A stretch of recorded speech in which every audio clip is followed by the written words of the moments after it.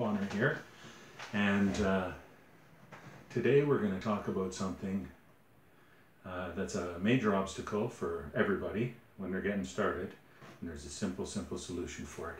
So what I'm going to talk to you about today is bar chords. Everybody when they're getting started has trouble with bar chords, so I'm going to show you bar chords from this perspective so that you can see me talking to you about it. I'm going to do some cut-ins with close-ups so that you can see my hands and what my hands are actually doing. Okay, so to resolve the bar chords dilemma, there's a few things that we're going to do. First thing we're going to do is we're going to use the crocodile grip. If you haven't watched the tip on the crocodile grip, have a look at it at some point because it's very helpful. So all that means is we're going to hold our hand like this, thumb opposite to the finger. When we're making a bar chord, it's really important that the pointer finger be straight. Okay, see, it's quite straight. You want to keep it straight and a little bit rigid. Now here's one of the secret ingredients to bar chords is we're going to actually contrive to use the side of our finger. You'll feel the side of your finger is actually quite bony.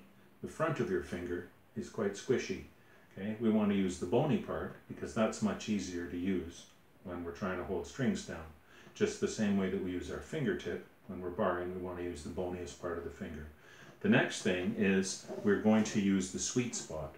So the sweet spot, again, if you haven't watched the tip on the sweet spot is right behind the fret. Okay, so here's what we do. There's a few little mechanics to this. I promise you, once you've practiced these steps a few times, a few dozen times probably, you'll notice a very, very substantial difference in how easy it is to make a bar chord. However, in addition to showing you the bar chords, I will be presenting a second tip, how to cheat your way around bar chords. It's for a while you're learning, even though it doesn't take that long. So that's the bonus segment. So here's what we do. Make a crocodile grip. Put your finger so that it's centered right over the fret. I'm working at the 3rd fret here, and that's a good place where I would recommend that you work when you're getting started, because it's quite hard to hold down the bar, relatively speaking, at the 1st fret, because there's a lot of tension at the 1st fret over here.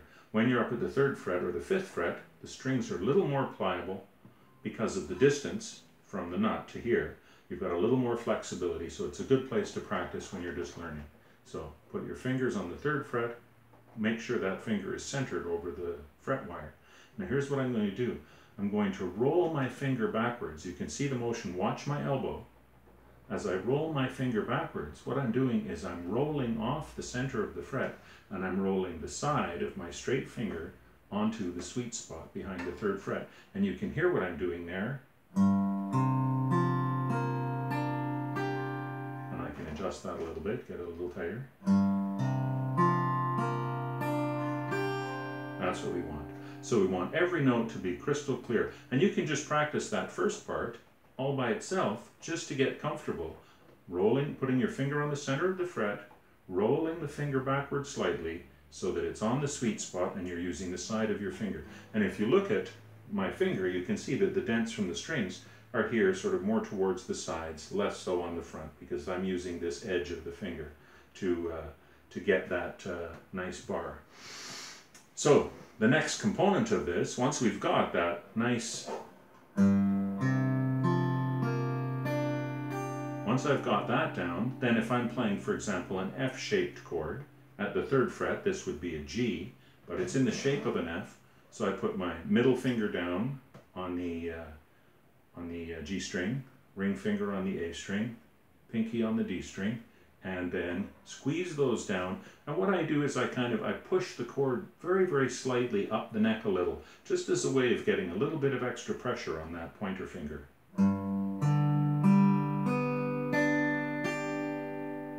And you can adjust that, you know, re-grip, push it back a little more.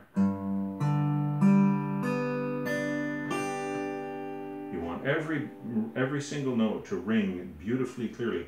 And then remember to be a squid. Once you've got your chord to sound, of course you're going to be getting dents in your fingers and stuff because you're moving very, very slowly to try and get this perfect. So take your hand off and relax. Relax the muscles in your wrist, relax your hand for a second, and then you can try again. Okay, so I'm just going to review the steps. And I'm going to do a close-up of this, and I'll cut some close-up shots in. Here's the close-up shot for the bar chord.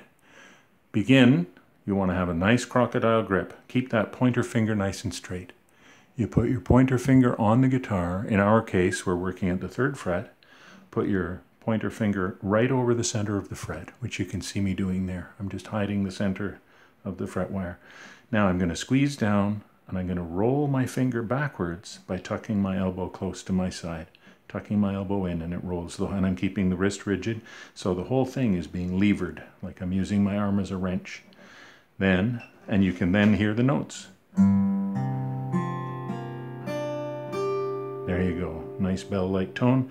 Then I put the other fingers down. In my case, I'm making a nice F shape at the 3rd fret, and that gives you a nice barred G chord. Okay? Hope that helps you. I hope our review of bar chords and how to put down a perfect bar chord every time has been helpful for you. Again, to quickly review, finger right on the fret. Okay. Move over so you can see a little better. Finger right straight, crocodile grip, right over the fret.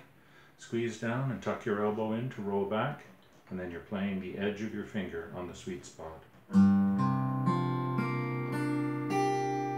And then you can build your chord on top of that. Okay? So I hope you're enjoying the hand magic tips.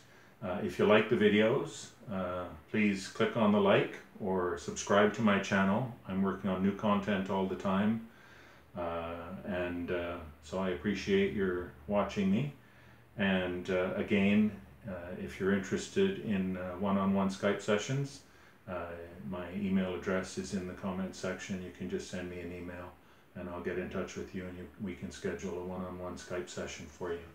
So have fun, and keep practicing every day, at least a little, and I'll talk to you soon.